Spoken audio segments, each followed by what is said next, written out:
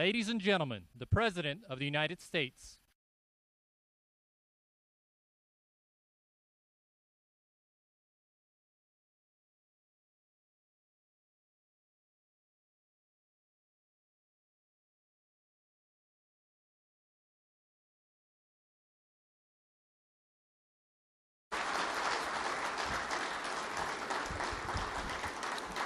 Thank you very much. This is great to be with people I truly feel comfortable with. Please sit down. They'll say, I didn't get a standing ovation because they never sat down. And I say, I got one standing ovation because they never sat down. But I want to thank you all. I have great love for what you do and the way you do it. And when I'm with the police chiefs and I'm with the sheriffs of our country, and these are the big ones, these are the really big ones, I just want to thank you very much. And I thought before I spoke about what we're really here to speak about, I would read something to you. Because you could be a lawyer, or you don't have to be a lawyer. If you were a good student in high school or a bad student in high school, you can understand this. And it's really incredible to me that we have a court case that's going on so long. As you know, in Boston, we won it with a highly respected judge and a very strong opinion. But now we're in an area that, let's just say, they are interpreting things differently than probably 100% of the people in this room. I'd like to almost know, does anybody disagree when I read this? But I'm going to read what's in dispute, what's in question, and you'll see this. It's INA 212F, 8 USC 1182F. Suspension of entry or imposition of restrictions by the president. Okay, now, this isn't just me. This is for Obama, for Ronald Reagan, for the president. And this was done, very importantly, for security, something you people know more about than all of us. It was done for the security of our nation, the security of our citizens, so that people come in who aren't going to do us harm.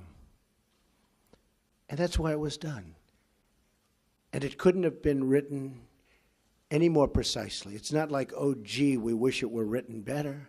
It was written beautifully. So just listen. Here's what it says. This is what they're arguing. Whenever the president finds that the entry of any aliens, okay, the entry of any aliens or of any class of aliens, so any aliens, any class of aliens, into the United States. So the entry of people into the United States, let's say, just to be precise, of aliens into the United States. So any time, whenever the president finds that the entry of any alien or any class of aliens into the United States would be detrimental to the interests of the United States, right? So if I find as president that a person or a group of people will be detrimental to the interests of the United States, and certainly there's lots of examples that we have, but you shouldn't even have them necessarily. He may be, and he may, by proclamation, and for such period as he shall deem necessary. Now, the only mistake is they should have said he or she. But hopefully it won't be a she for at least another 7 years. After that, I'm over. See? I just noticed that, actually. Just noticed it. I'm saying, whoa, this is not politically correct. It's correct, but it's not politically correct. You know, this is the old days. He may, by proclamation, and for such period as he shall deem necessary. So here it is. People coming in. Suspend the entry of all aliens, right? That's what it says. It's not like, again, a bad high school student would understand this. Anybody would understand this. Suspend the entry of all aliens or any class of aliens as immigrants or non-immigrants, or impose on the entry of aliens. Okay, so you can suspend the aliens, right? You can suspend the aliens from coming in. Very strong. Or impose on the entry of aliens any restrictions he may deem to be appropriate. Okay. So you can suspend, you can put restrictions, you can do whatever you want. And this is for the security of the country, which, again, you're the chiefs, you're the sheriffs. You understand this. And I listened to lawyers on both sides last night, and they were talking about things that had just nothing to do with it. I listened to a panel of judges, and I'll comment on that. I will not comment on the statements made by certainly one judge. But I have to be honest that if these judges wanted to, in my opinion, help the court in terms of respect for the court, they do what they should be doing. I mean, it's so sad. They should be, you know, when you read something so simple and so beautifully written and so perfectly written, other than the one statement, of course, having to do with he or she. But when you read something so perfectly written and so clear to anybody, and then you have lawyers, and I watched last night in amazement, and I heard things that I couldn't believe. Things that really had nothing to do with what I just read. And I don't ever want to call a court biased, so I won't call it biased.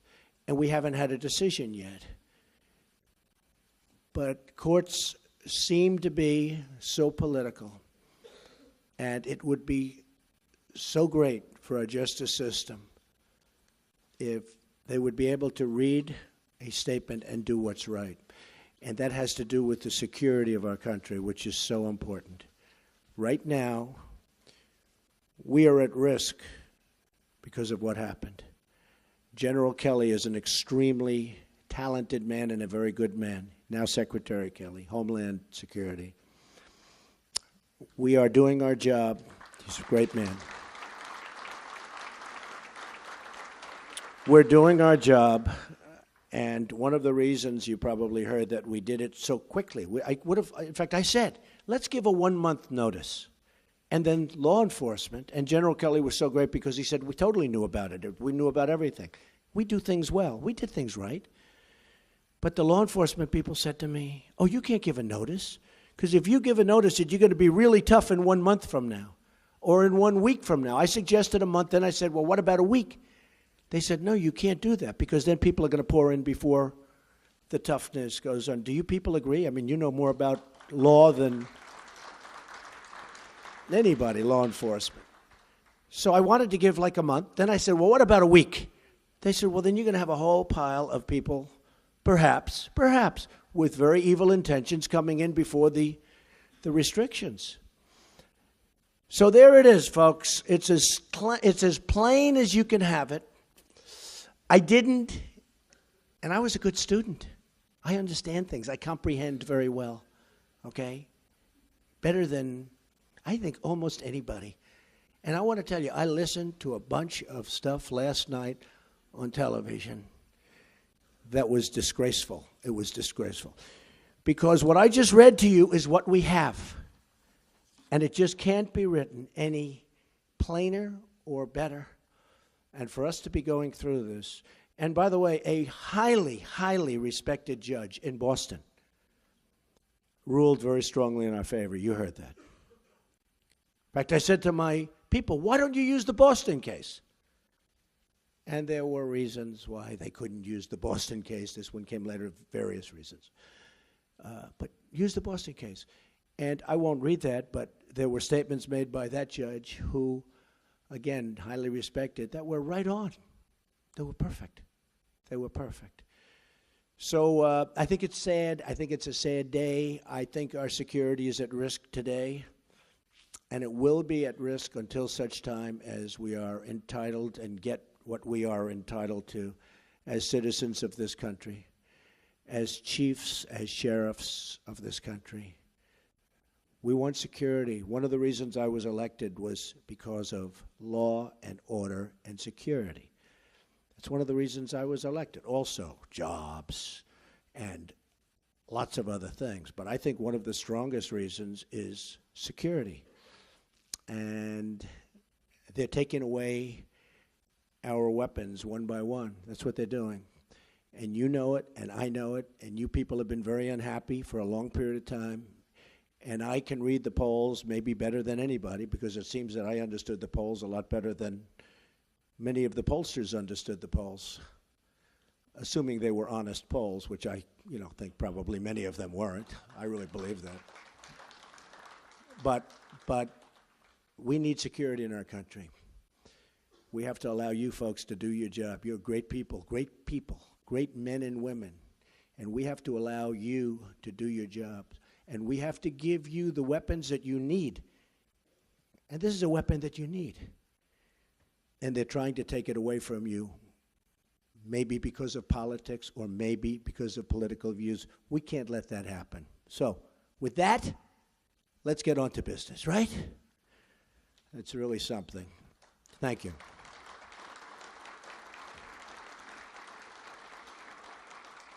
I want to thank Sheriff Sandra Hutchins and Chief Tom Manger for your leadership and, frankly, for the service. You have had great service. Everyone has told me about you, two legendary people. All of us here today are united by one shared mission: to serve and protect the public of the United States. During my campaign for president, I had the chance to spend time with law enforcement officials all across our country. They're the most incredible people you will ever meet.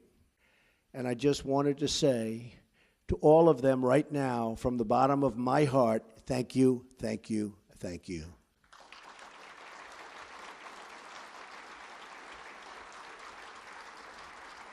Thank you. There are many actions we in the federal government can take to help improve safety in your communities. But I believe that community safety begins with moral leadership. Our police officers, sheriffs, and deputies risk their lives every day, and they're entitled to an administration that has their back.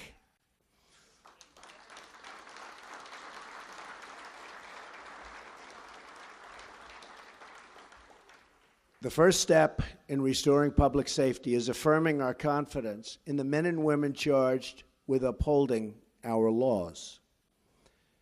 And I'm going to add justices, judges in that category. And I'm very proud to have picked Judge Gorsuch, who I think is going to be an outstanding member of the Supreme Court. Outstanding.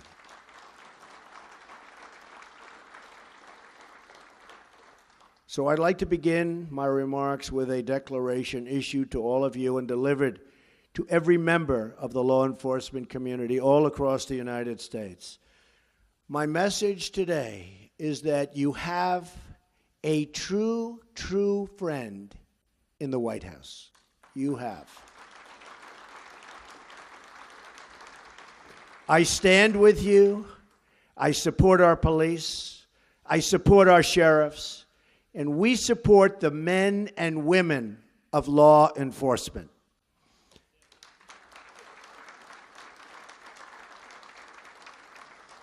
Right now, many communities in America are facing a public safety crisis. Murders in 2015 experienced their largest single-year increase in nearly half a century. In 2016, murders in large cities continued to climb by double digits. In many of our biggest cities, 2016 brought an increase in the number of homicides, rapes, assaults, and shootings. In Chicago, more than 4,000 people were shot last year alone, and the rate so far this year has been even higher. What is going on in Chicago? We cannot allow this to continue. We've allowed too many young lives to be claimed, and you see that. You see that all over. Claimed by gangs, and too many neighborhoods to be crippled by violence and fear. 60% of murder victims under the age of 22 are African American. This is a national tragedy, and it requires national action. This violence must end, and we must all work together to end it. Whether a child lives in Detroit, Chicago, Baltimore, or anywhere in our country, he or she has the right to grow up in safety and in peace. No one in America should be punished because of the city where he or she is born. Every child in America should be able to play outside without fear, walk home without danger, and attend a school without being worried about drugs or gangs or violence. So many lives and so many people have been cut short. Their potential, their life has been cut short. So much potential has been sidelined. And so many dreams have been shattered and broken, totally broken. It's time to stop the drugs from pouring into our country. And by the way, we will do that. And I will say this, General, now Secretary Kelly, will be the man to do it. And we will give him a wall. And it will be a real wall. And a lot of things will happen very positively for your cities, your states. Believe me, the wall is getting designed right now.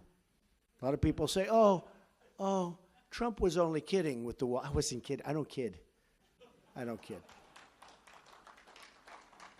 I watch this and they say I was kidding. No, I don't kid. I don't kid about things like that, I can tell you. No, we will have a wall. It will be a great wall, and it will do will be a big help. Just ask Israel about walls. Do walls work? Just ask Israel. They work, if it's properly done. It's time to dismantle the gangs terrorizing our citizens. And it's time to ensure that every young American can be raised in an environment of decency, dignity, love, and support. You have asked for the resources, tools, and support you need to get the job done. We will do whatever we can to help you meet those demands. That includes a zero-tolerance policy for acts of violence against law enforcement. We all see what happens. We all see what happens and what's been happening to you. It's not fair. We must protect those who protect us. The number of officers shot and killed in the line of duty last year increased by 56% from the year before.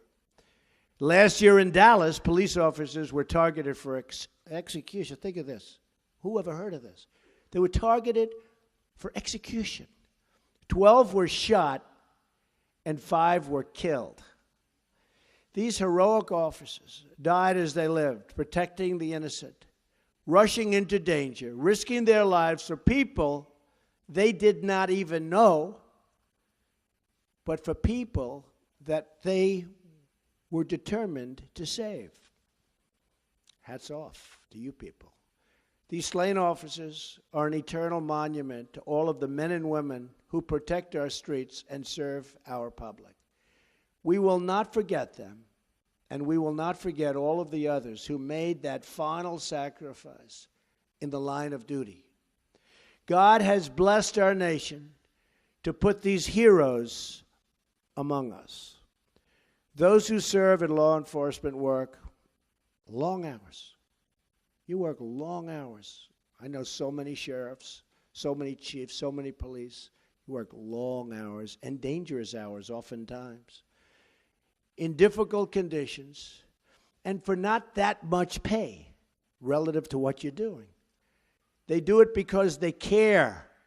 We must work with them, not against them. They're working against you. For many years, they've been working against you. We must support them, not undermine them. And instead of division and disunity, and which is so much disunity, we must build bridges of partnership and of trust.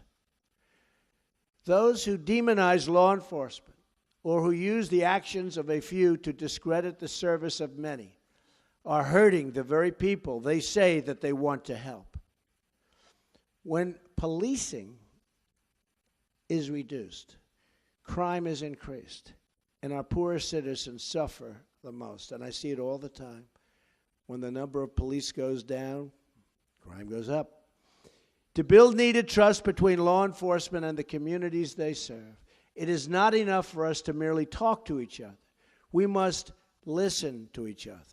All of us share the view that those in uniform must be held to the highest possible standard of conduct. So important. You are the role models to young Americans all across this country, many of whom want to go into law enforcement, many of whom want to be a sheriff or a police chief, many of whom. They have great respect for you, tremendous respect. You don't even realize it, but I will tell you, they have great respect and admiration for the people in this room and the people that you represent. And don't let anyone ever tell you different. Don't let the dishonest media try and convince you that it's different than that, because it's not.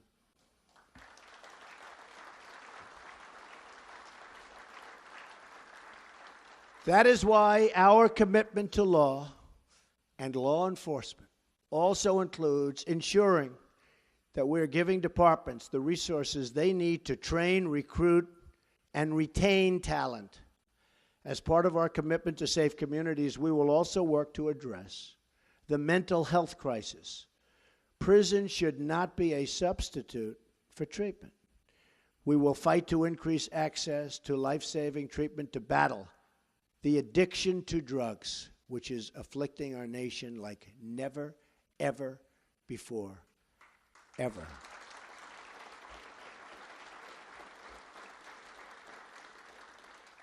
I've been here 2 weeks.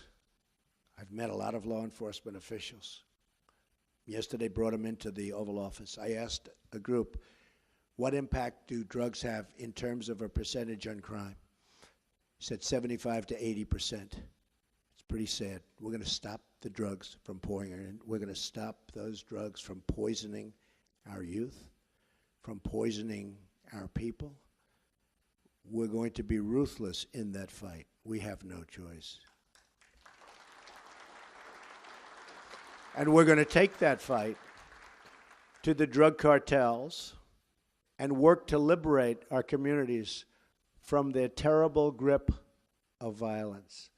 You have the power and knowledge to tell General Kelly, now Secretary Kelly, who the illegal immigrant gang members are. Now, you have that power because you know them. You're there. You're local. You know the illegals. You know them by their first name. You know them by their nicknames. You have that power. The federal government can never be that precise, but you're in the neighborhoods. You know the bad ones. You know the good ones. I want you to turn in the bad ones. Call Secretary Kelly's representatives, and we'll get them out of our country and bring them back where they came from, and we'll do it fast. You have to call up the federal government, Homeland Security, because so much of the problems, you look at Chicago and you look at other places, so many of the problems are caused by gang members, many of whom are not even legally in our country.